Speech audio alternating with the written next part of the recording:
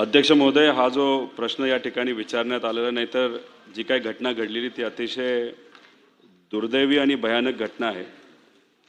अध्यक्ष महोदय, कदाचित तुम्ही सुद्धा एक पिक्चर बघितला असेल जय भीम नावाचा, आणि कदाचित मुख्यमंत्री साहेब स्वतः वकील असल्यामुळे आणि हा अतिशय फेमस असा पिक्चर आहे ज्या पिक्चरमध्ये रिअल लाईफ इन्सिडेंट्सवर काही गोष्टी दाखवण्यात आलेल्या आहेत. आणि दुर्दैव असं आपल्याला म्हणावं लागेल, महाराष्ट्रामध्ये सुद्धा अशाच काही घटना घडलेल्या आहेत. अध्यक्ष महोदय, याच्यामध्ये काय होत असतं की खऱ्या गुन्हेगारांना न पकडता नाही तर त्यांना वाचवण्यासाठी पोलीस गरीब आदिवासींना पकडतात. आदिवासींना त्यांच्या कबुलीला टॉर्चर करून एक बळजबरी पद्धतीने गुन्हा कबूल करायला लावतात आणि मग त्यांना जेलमध्ये टाकलं जातं. हे पिक्चरमध्ये दाखवण्यात आले. आणि तसंच दुर्दैव असं जळगाव जामोद बुलढाणा जिल्ह्यामध्ये सुद्धा अशीच एक घटना तिथं घडलेली आहे. अध्यक्ष महोदय, तसं जळगाव जामोद पोलिसांनी केलेलं आहे. जळगाव जामोदमध्ये एका महिलेचा जळालेला मृतदेह सापडला. त्याचा पोलिसांना शोध लावता येत नव्हता, तर शेजारच्या मध्य प्रदेशमधील गोरगरीब आदिवासी जमातीच्या पिता पुत्राला पकडून त्यांनी आणले आणि त्यांच्यावर जबरदस्ती केली. आणि त्यांची मुलगी जिवंत असताना सुद्धा जी मृत्यूदेह सापडला तो त्यांच्या बहिणीचा नसताना, मुलीचा नसताना सुद्धा त्यांना कबूल करायला लावलं, टॉर्चर केलं, कबूल करायला लावलं. आणि मग कुठंतरी शेवटच्या एकदम अंतिम टप्प्यामध्ये ती जिवंत मुलगी जी नाशिकमध्ये होती तिला कळालं, ती स्वतःहून तिथं आली आणि मग कुठंतरी त्यांच्यावर जी कारवाई होती ती तिथं थांबवली. नाहीतर एक गरीब दोघं लोक जेलमध्ये गेले असतील, कदाचित त्यांना फाशीची सुद्धा शिक्षा अध्यक्ष महोदय झाली असती. अध्यक्ष महोदय, उत्तरं आम्ही बघितली. या उत्तरावरच काही प्रमाणात आम्हाला आक्षेप आहे. जेव्हा ह्या सगळ्या गोष्टी कळल्या तेव्हा मी असेल, शिंगणे साहेब असतील, सपकाळ साहेब असतील, तिथं गेलो, पोलिसांशी आम्ही चर्चा केली आणि चर्चा केल्यानंतर तिथं असणाऱ्या पोलिसांवर कारवाई झाली. पण अध्यक्ष महोदय, इथं उत्तर जर आपण बघितलं, याच्यामध्ये सांगण्यात आलेलं आहे, सदर गुन्ह्याचा तपास करत असताना अनोळखी मृतदेह हा बेपत्ता असल्याच्या शिवानी बापूराव कलमेकर यांचा आहे किंवा नाही याची विहित पद्धतीने खातरजमा न करताच केवळ आरोपी म्हणून पकडलेल्या व्यक्तींचा जबाबाच्या आधारे त्यांना अटक केल्याचे व कोठडीत ठेवल्याचे निदर्शनास आले आहे. अध्यक्ष महोदय, हे चुकीचं आहे. अनेक व्हिडिओ आहेत जे मीडिया समोर सुद्धा आलेले आहेत. त्यांच्या नातेवाईकांनी, ज्यांना अटक केली होती त्यांच्या नातेवाईकांनी सुद्धा सांगितलेलं आहे की त्यांना टॉर्चर केलं होतं. अध्यक्ष महोदय, असं जे उत्तर दिलेलं आहे ते कृपा करून या पटलावरनं काढण्यात यावं. जे खरं आहे ते कुठंतरी लोकांसमोर तिथं आलं पाहिजे. आणि माझा हेच म्हणणं आहे की मग निलंबित कशाला केलं अधिकाऱ्यांना, त्यांनी चूक केली नसेल तर. चूक केली आहे ते खरं गोष्टी लोकांसमोर अध्यक्ष महोदय आल्या पाहिजे असं आमचं मत आहे.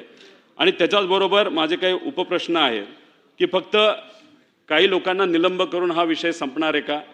त्यांच्यावर जी काही कारवाई केली गेली सस्पेन्शनची ती योग्य आहे का? त्याच्यापेक्षा कडक कारवाई केली जावी असं होम मिनिस्टर साहेबांना वाटतं, हे त्यांनी त्या ठिकाणी सांगावं. त्यामुळे आमचं मत आहे की या सर्व अधिकाऱ्यांना बरखास्त त्या ठिकाणी करण्यात यावं, जेणेकरून एक मेसेज जाईल पोलीस डिपार्टमेंटमध्ये लोकांमध्ये की असं चुकीच्या कारवाई त्या ठिकाणी झाल्या तर पोलीस बरखास्त सुद्धा होऊ शकतात. दुसरा मुद्दा या ठिकाणी अध्यक्ष महोदय आम्हाला जो मांडलेला आहे की जी महिला ज्याचा मृतदेह तिथं सापडलेला आहे त्यासाठी सरकार कारवाई करते. आम्ही पोलिसांना तिथं भेटलो, त्यांनी सुद्धा आम्हाला सांगितलं की आम्ही काय प्रोसेस तिथं करत आहोत.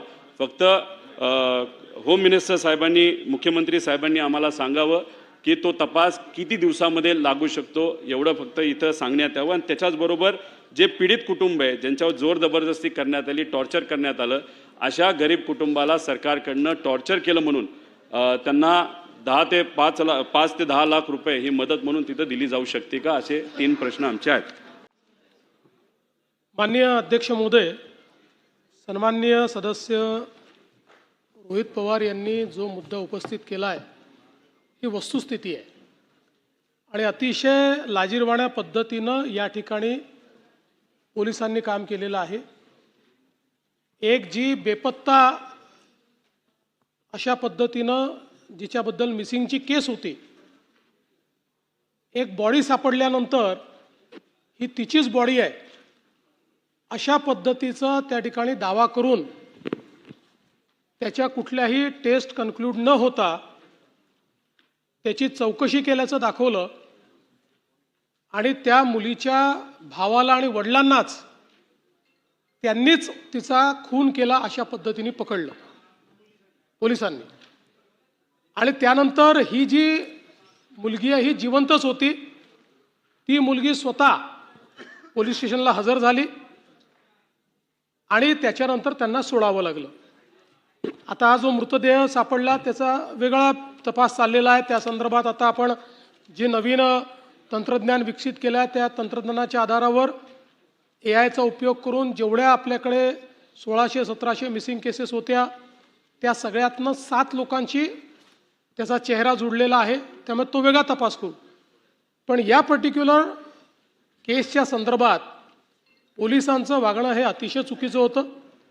त्यामुळे तिथले क्राईम सहित सगळे PI, PSI या घटनेशी संबंधित सगळे या ठिकाणी निलंबित केलेले आहेत.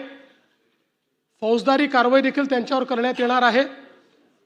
आणि आपल्याला माहिती आहे की पहिलं निलंबन असतं पण याच्यामध्ये ज्यांचा थेट संबंध असेल अशा लोकांचं तर निष्कासनच केलं पाहिजे. त्या दृष्टीने निश्चितपणे विहित प्रक्रिया निलंबनानंतरची पूर्ण करण्यात येईल आणि जे निष्कासनास पात्र असतील त्यांच्यावर निष्कासनाची कारवाई देखील या ठिकाणी केली जाईल. आणि हे जे काही पीडित कुटुंब आहे या कुटुंबाला राज्य सरकारच्या वतीनं आर्थिक मदत केली जाईल.